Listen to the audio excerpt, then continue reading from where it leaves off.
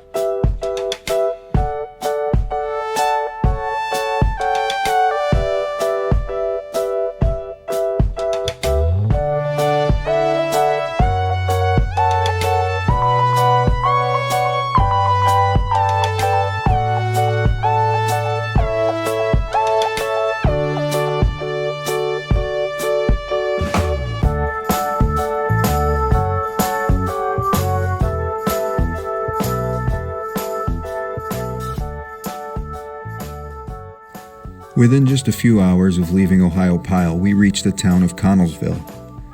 Connellsville is a very popular area for cyclists to stop during their trip. Just a few blocks from town is the Amtrak station, and you literally cycle right past the brand new Comfort Inn. Just passing that and entering into the heart of the town, there are restrooms, water fountains, and a beautiful pavilion. This time, however, we didn't have to use the pavilion to shelter ourselves from rain, but were able to enjoy a quick lunch and take advantage of the outlets that are there to charge our electronics.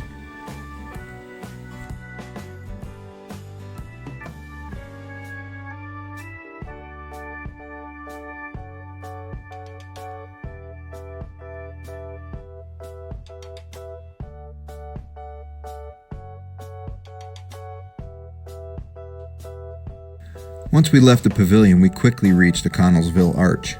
On this side, the bike path was very wide, and the view of the water was very open, a nice change that we have not seen yet, and this would continue on for many miles.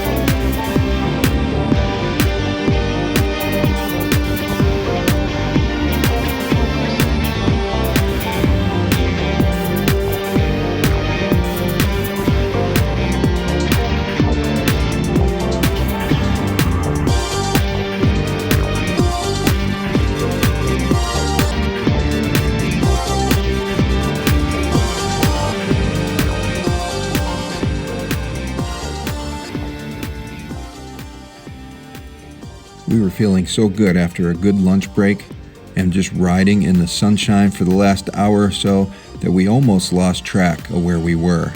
Something big was about to happen. We rolled up on our 100th mile of this journey. Reaching the 100-mile mark definitely boosted our spirits, and we took a few moments at that point to reflect on our journey so far.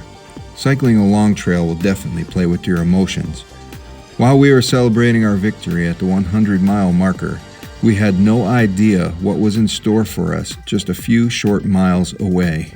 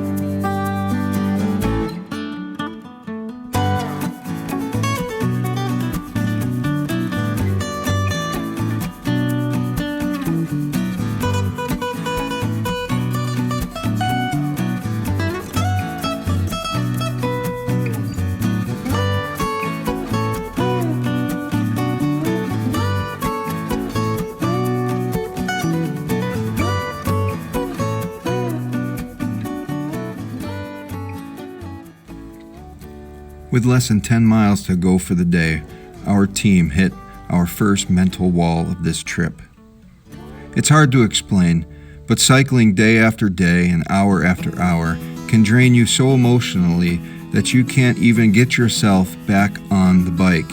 You don't want to get on it, you don't want to pedal, and every mile just seems like it'll never end. So while we were only 10 miles away, we had to make a decision to keep this team moving forward. Dealing with emotions is no simple task, so what we decided to do over the last 10 miles is take more breaks than what we were doing in the past. This allowed us some time to get off our bike and change up the routine that we have been used to. There were times that we even took a walking break where we just continued to walk our bike, something other than pedaling. It did take a little longer, but at the end of the day, we reached our goal.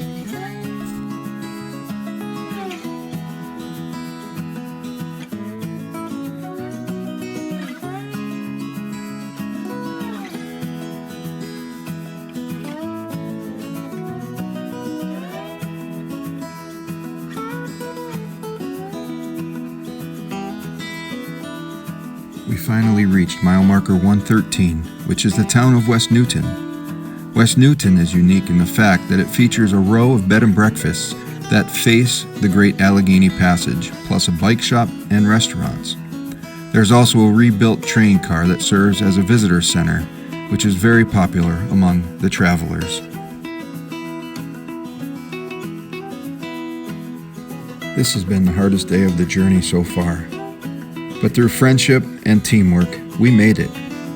We're going to take the opportunity to recover in West Newton and start our final day of this journey, fresh and excited to complete the Great Allegheny Passage.